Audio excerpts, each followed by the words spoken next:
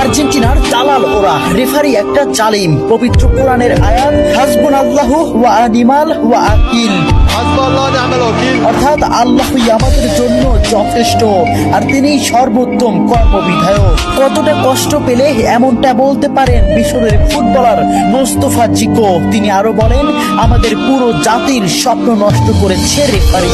আর্জেন্টিনার দালাল ওরা, রেফারি একটা দেশের পুরো পরিশ্রমকে এক নিমিষেই নষ্ট করে দিলেন। ম্যাচের শুরু থেকেই তিনি আমাদের বিরুদ্ধে কাজ করেছেন।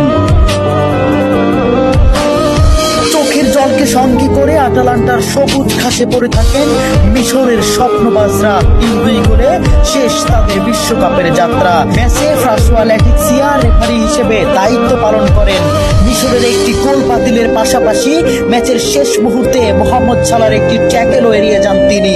দেখার প্রয়োজনও করেননি VAR। জানিয়ে রীতিমতো তুলপাড় ফুটবল বিশ্ব।